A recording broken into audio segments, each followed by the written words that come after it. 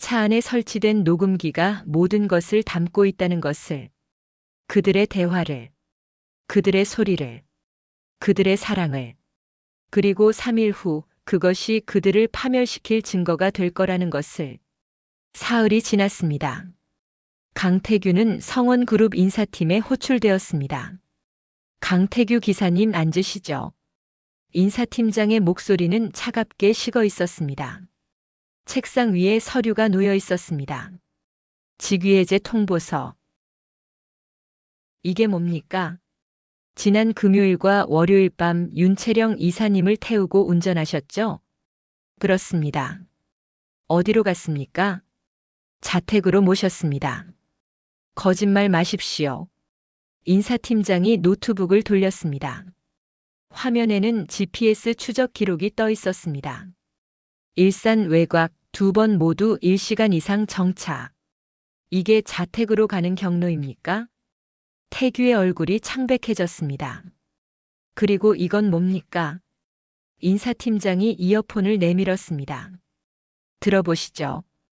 태규는 떨리는 손으로 이어폰을 귀에 꽂았습니다. 녹음 파일이 재생되었습니다.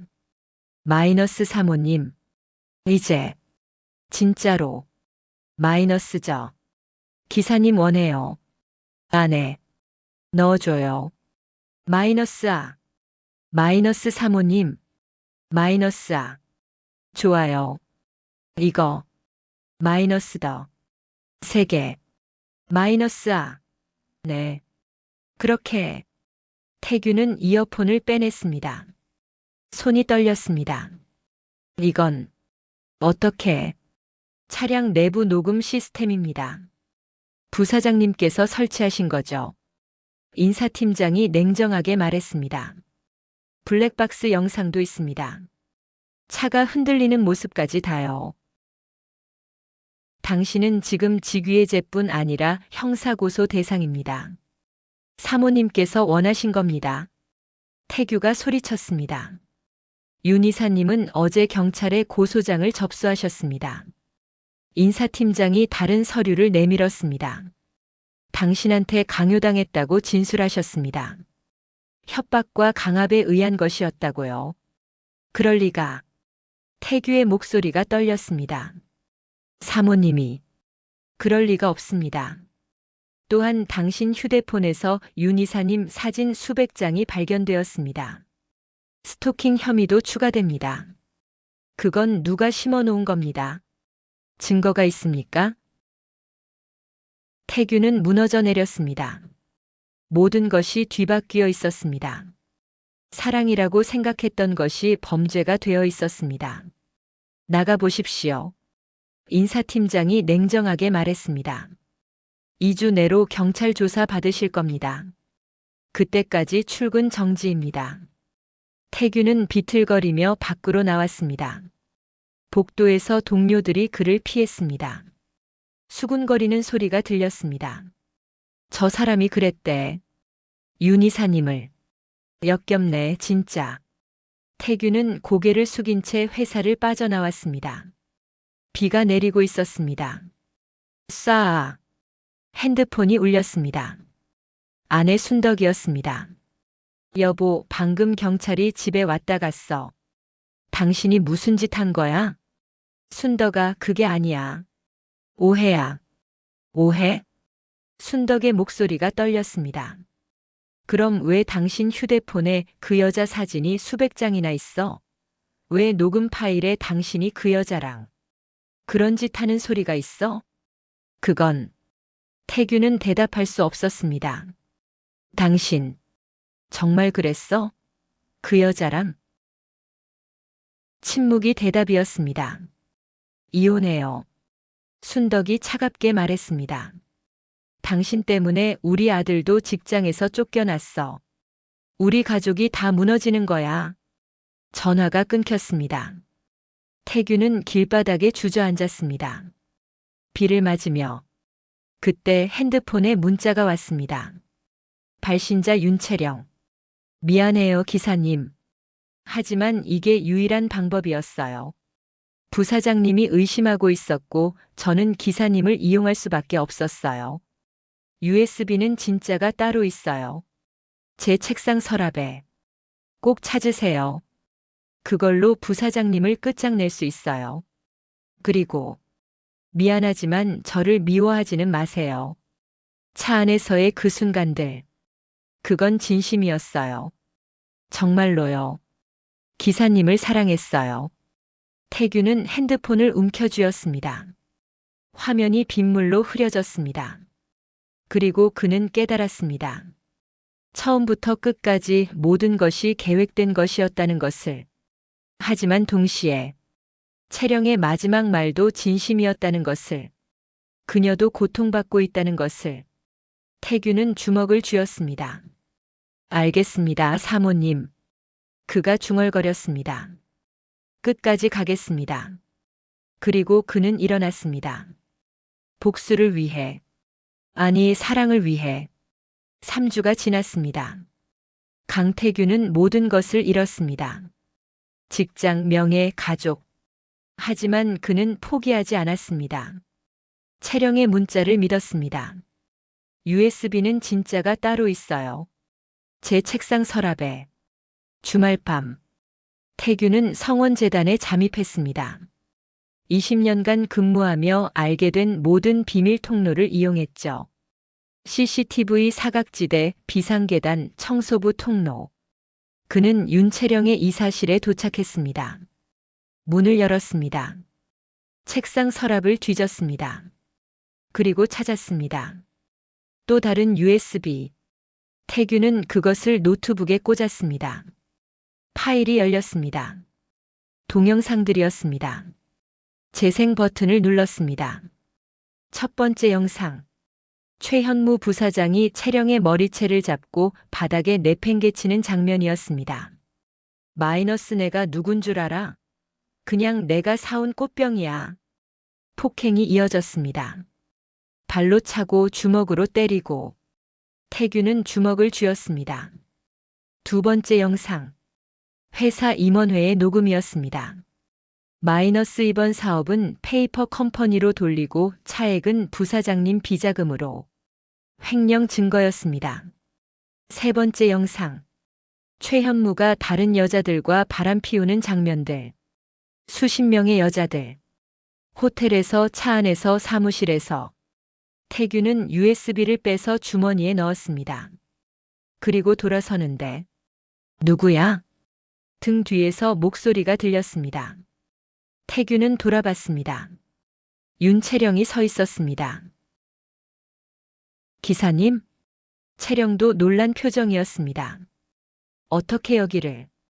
USB 찾으러 왔습니다, 사모님. 태규가 말했습니다. 채령은 한숨을 쉬었습니다. 아, 찾으셨군요. 네. 잠시 정적이 흘렀습니다. 미안해요. 채령이 먼저 입을 열었습니다. 기사님한테 너무 큰 짐을 떠넘긴 것 같아서. 왜 그러셨습니까? 태규가 물었습니다. 왜 저를 범죄자로 만드셨습니까? 왜 저를 이용하셨습니까? 그게 아니라. 채령이 다가왔습니다. 부사장님이 의심하고 있었어요. 제가 뭔가 준비하고 있다고. 그래서 기사님을 희생양으로 만들어서 시선을 돌려야 했어요. 그래서 제 인생을 망치신 겁니까? 보상해 드릴게요. 채령이 태규의 손을 잡았습니다. 이 USB로 부사장을 고소하면 기사님 누명도 풀리고 보상금도 받을 수 있어요. 정말입니까? 네. 그리고 채령의 눈에 눈물이 맺혔습니다. 저도 자유로워질 수 있어요. 그럼 우리. 그녀가 말을 흐렸습니다. 우리.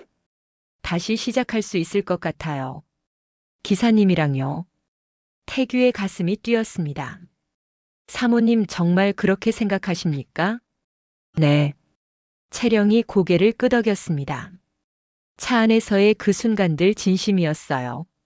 저 정말 기사님 사랑했어요. 태규는 채령을 끌어안았습니다. 저도 사랑합니다, 사모님. 같이 해줘요. 부사장님 끝장내는 거요. 알겠습니다. 두 사람은 서로를 꽉 안았습니다. 그리고 계획을 세우기 시작했습니다. 복수의 계획을, 아니, 자유를 위한 계획을. 한 달 후, 강태규는 USB를 경찰에 넘겼습니다. 최현무 부사장은 긴급 체포되었습니다. 폭행, 횡령, 협박 등 여러 혐의로요. 태규의 누명도 벗겨졌습니다. 윤채령이 진술을 번복했습니다. 모든 게 합의된 관계였어요. 제가 기사님을 사랑했어요. 남편 때문에 어쩔 수 없이 거짓 고소를 했지만 이제 진실을 말하겠어요. 언론은 태규를 용감한 제보자로 재조명했죠. 하지만 태규는 웃지 않았습니다. 진짜는 이제부터였으니까요. 어느 금요일 밤, 최현무는 보석으로 풀려났습니다. 그는 회식을 마치고 차에 올랐습니다. 운전석에는 새로운 전속 기사가 앉아 있었습니다. 모자를 깊게 눌러 쓴 남자. 출발해. 최현무가 명령했습니다. 운전기사는 대답 없이 시동을 걸었습니다. 차가 움직이기 시작했습니다. 야, 너 새로운 놈이지? 이름이 뭐야? 최현무가 물었습니다. 운전기사는 룸미러로 그를 봤습니다. 그리고 모자를 벗었습니다. 강태규였습니다. 뭐? 최현무의 얼굴이 굳었습니다. 강태규? 내가 왜? 부사장님. 태규가 차분하게 말했습니다. 오늘 제가 부사장님을 모시겠습니다. 무슨 소리야? 당장 차 세워. 태규는 오히려 속도를 높였습니다. 못 세웁니다. 이 새끼가. 최현무가 문을 열려고 했습니다. 철컥. 중앙 잠금이 걸렸습니다. 문 열어. 당장. 태규는 대답하지 않았습니다. 차는 강변북로로 접어들었습니다. 그리고 외곽으로 빠져나갔습니다. 어디 가는 거야? 잠시 드라이브 하시죠, 부사장님. 태규가 말했습니다. 들으실 게 많으실 겁니다. 그가 블루투스 버튼을 눌렀습니다. 차 안 스피커로 녹음 파일이 재생되었습니다. 이번 사업은 페이퍼 컴퍼니로 돌리고. 최현무의 목소리였습니다. 국세청에 걸리지 않게 잘 처리해. 이건. 최현무의 얼굴이 하얗게 질렸습니다. 다음 파일이 재생되었습니다. 내가 누군 줄 알아? 그냥 내가 사온 꽃병이야. 폭행 장면의 오디오였습니다. 꽃병 주제의 주인한테 대들어. 채령의 비명이 차 안을 가득 메웠습니다. 최현무는 입술을 깨물었습니다. 그년이 다 계획한 거였구나. 아닙니다. 태규가 말했습니다.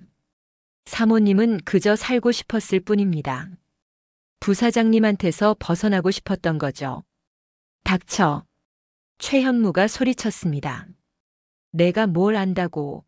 넌 그냥 그년이랑 바람 피운 놈일 뿐이잖아. 맞습니다. 태규가 인정했습니다. 저는 사모님과 바람을 폈습니다. 하지만 그게 뭐가 잘못입니까? 뭐? 부사장님도 수십 명의 여자들과 바람 피우셨잖습니까? 그 영상들도 다 있습니다. 태규가 말했습니다. 하지만 저와 다른 점이 있다면 저는 사모님을 사랑했다는 겁니다. 차는 외곽 고속도로로 접어들었습니다. 양옆에 가로등도 없는 어두운 길이었습니다. 어디 가는 거야? 딱 한 곳입니다. 태규가 말했습니다. 차는 고속도로 갓길에 멈춰 섰습니다. 시동이 꺼졌습니다.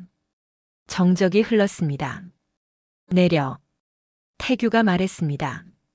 뭐? 내리시라고 했습니다, 부사장님. 태규가 중앙 잠금을 풀었습니다. 철컥. 최현무는 멍하니 차밖을 봤습니다. 깜깜한 어둠뿐이었습니다. 여기가 어딘데? 일산 외곽 고속도로입니다. 제일 가까운 휴게소까지 15km 됩니다. 미쳤어? 나 여기 내려놓고 가겠다고. 네. 태규가 차에서 내렸습니다. 그리고 뒷문을 열었습니다. 내리십시오. 안 내려. 그러시면 태규가 주머니에서 또 다른 USB를 꺼냈습니다. 이걸 언론에 넘기겠습니다. 부사장님 바람 영상들이요. 최현무의 얼굴이 일그러졌습니다. 이 새끼가. 그가 비틀거리며 차에서 내렸습니다. 갓길 바닥이 축축하게 젖어 있었습니다. 이게 복수야? 최현무가 비웃었습니다. 나를 여기 내려놓는 게 아닙니다. 태규가 말했습니다. 이건 그냥 운전입니다. 뭐? 사모님이 그러셨거든요. 태규가 차 문을 닫았습니다. 오늘만은 집에 보내지 말라고. 그가 운전석으로 돌아갔습니다. 야, 강태규. 최현무가 차 문을 두드렸습니다. 문 열어. 당장 문 열라고. 태규는 시동을 걸었습니다. 이 새끼야. 내가 지금 뭐 하는 거야? 태규는 룸미러로 최현무를 마지막으로 봤습니다. 어둠 속에서 발버둥 치는 남자. 평생 권력으로 남을 짓밟았던 남자. 이제는 아무것도 아닌 남자. 오늘만은. 태규가 중얼거렸습니다. 집에 보내지 않았습니다. 차가 출발했습니다. 100m 너머로 최현무의 모습이 점점 작아졌습니다. 그리고 어둠에 삼켜졌습니다. 차 안. 정적이 흘렀습니다. 와이퍼가 남은 빗방울을 쓸어냈습니다. 쓱쓱. 태규는 핸드폰을 꺼냈습니다. 윤채령에게 전화를 걸었습니다. 두 번째 신호음에 채령이 받았습니다. 마이너스 기사님? 네, 사모님. 마이너스 부사장님은 고속도로에 두고 왔습니다. 마이너스. 정말요? 네. 이제 사모님은 자유입니다. 잠시 정적이 흘렀습니다. 마이너스 고마워요. 채령의 목소리가 떨렸습니다. 마이너스 정말 고마워요. 천만에요, 사모님. 마이너스 기사님. 네. 마이너스 저 기사님 만날 수 있을까요? 지금 당장요. 태규는 미소를 지었습니다. 어디로 모실까요? 마이너스 어디든 기사님이 원하는 곳이면 돼요. 알겠습니다. 30분 후에 사모님 댁 앞에서 뵙겠습니다. 마이너스네. 기다릴게요. 전화가 끊겼습니다. 태규는 핸들을 잡았습니다. 그리고 방향을 틀었습니다. 채령에게로.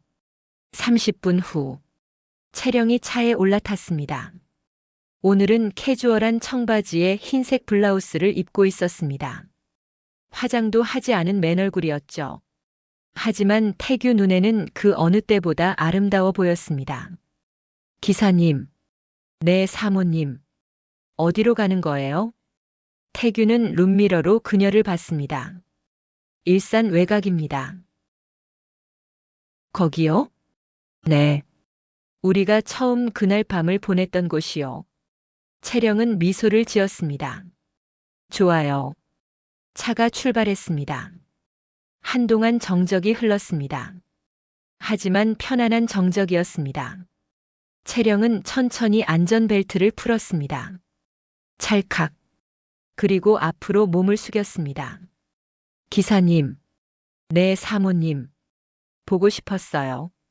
채령의 손이 태규의 어깨에 올려졌습니다. 저도요. 태규가 대답했습니다. 정말 많이 보고 싶었습니다. 지난 한 달 힘들었죠? 괜찮았습니다. 태규가 말했습니다. 사모님을 위해서라면요. 채령의 눈에서 눈물이 흘렀습니다. 미안해요. 기사님한테 너무 큰 짐을. 사과하지 마세요. 태규가 말했습니다. 저는 사모님을 선택했습니다. 그리고 후회하지 않습니다. 차는 일산 외곽에 도착했습니다. 그 장소. 태규는 차를 세웠습니다. 시동을 껐습니다. 정적이 흘렀습니다. 빗소리만 차체를 두드렸습니다. 쏴. 사모님. 네, 기사님. 이제 어떻게 하시겠습니까? 태규가 물었습니다. 채령은 잠시 생각했습니다. 이혼할 거예요. 부사장님이 감옥 가면요. 그러시겠습니까? 네. 채령이 고개를 끄덕였습니다. 그리고 기사님이랑 새로 시작하고 싶어요. 태규의 심장이 뛰었습니다. 사모님, 저는 이제 아무것도 없습니다. 직장도 명예도 가족도 없는 남자입니다. 괜찮아요. 채령이 속삭였습니다. 저한텐 기사님이 전부니까요. 그녀가 태규에게 다가왔습니다. 기사님. 네. 저 지금 기사님 안고 싶어요. 채령이 말했습니다. 한 달 동안 참았어요. 이제 더 이상은 못 참겠어요. 태규는 채령을 끌어안았습니다. 저도요, 사모님. 두 사람은 서로를 꽉 안았습니다. 그리고 키스했습니다. 길고 깊게 키스가 이어졌습니다. 태규의 손이 채령의 단추를 풀기 시작했습니다. 하나, 둘, 셋. 기사님, 사모님. 채령의 손도 태규의 셔츠를 풀었습니다. 한 달 동안 너무 보고 싶었어요. 저도요. 옷들이 벗겨졌습니다. 두 사람의 피부가 닿았습니다. 이 느낌 그리웠어요. 태규는 그녀를 뒷좌석으로 데려갔습니다. 넓은 공간에서 사모님, 오늘은 응, 알아요. 채령이 태규 위에 올라탔습니다. 천천히 해요. 오늘은 시간 많으니까. 네. 두 사람의 몸이 다시 하나가 되었습니다.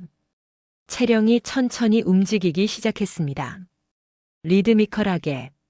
좋아요. 저도.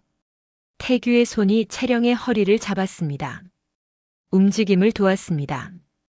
차 안은 두 사람과 빗소리로 가득 찼습니다. 쏴아하. 아. 끝. 시간이 흘렀습니다. 얼마나 지났을까? 기사님, 사랑해요. 채령이 속삭였습니다. 저도 사랑합니다. 그리고 마침내 두 사람이 동시에 절정에 도달했습니다. 한참 동안 두 사람은 서로를 끌어안은 채 떨었습니다. 하. 거친 숨소리만 차 안을 채웠습니다. 기사님. 채령이 태규의 가슴에 얼굴을 묻었습니다. 행복해요. 저도요.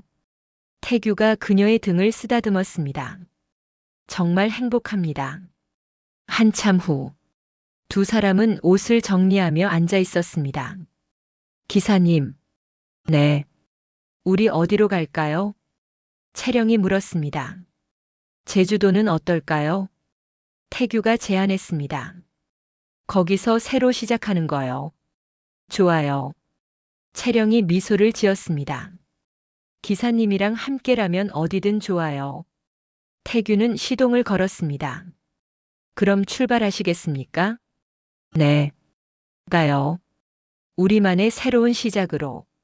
차가 움직이기 시작했습니다. 어둠을 가르며 두 사람만의 미래를 향해 6개월 후 제주도 애월읍 바다가 보이는 작은 게스트하우스. 강태규와 윤채령은 그곳에서 새로운 삶을 시작했습니다. 태규는 더 이상 운전기사가 아니었습니다. 채령은 더 이상 재벌 며느리가 아니었습니다. 그들은 그저 서로를 사랑하는 두 사람이었습니다. 오늘도 태규는 게스트하우스 정원을 가꾸고 있었습니다. 채령이 뒤에서 그를 껴안았습니다. 여보. 응? 후회 안 해요? 뭘? 저 때문에 모든 걸 잃은 거요. 태규는 채령을 돌아보며 미소 지었습니다. 당신을 얻었는데 뭘 잃었다고 그래요? 채령은 눈물을 흘리며 웃었습니다. 사랑해요. 나도 사랑해요. 두 사람은 키스했습니다. 부드럽게. 그때 게스트하우스 종이 울렸습니다. 손님이 온 것이었습니다. 어서 오세요. 태규가 문을 열었습니다. 젊은 부부였습니다. 안녕하세요. 예약한 김민수입니다. 네, 어서 오세요. 태규가 그들을 안내했습니다. 채령도 함께 나와 손님을 맞이했습니다. 바다 전망이 정말 좋네요. 젊은 아내가 감탄했습니다. 감사합니다. 채령이 미소 지었습니다. 여기서 좋은 시간 보내시길 바랍니다. 손님들이 방으로 들어간 후 태규와 채령은 테라스에 앉았습니다. 바다를 바라보며 여보, 채령이 말했습니다. 네, 행복해요. 정말로요. 저도요. 태규가 채령의 손을 잡았습니다. 이렇게 평범하게 사는 게 이렇게 행복한 줄 몰랐어요. 저도 마찬가지예요. 파도 소리가 들렸습니다. 싸아 싸아. 기사님. 채령이 태규를 불렀습니다. 이제 그냥 여보라고 불러요. 태규가 웃었습니다. 안 돼요. 채령이 고개를 저었습니다. 기사님이 좋아요. 우리가 처음 사랑에 빠진 그때처럼요. 태규는 채령을 끌어안았습니다. 알겠습니다, 사모님.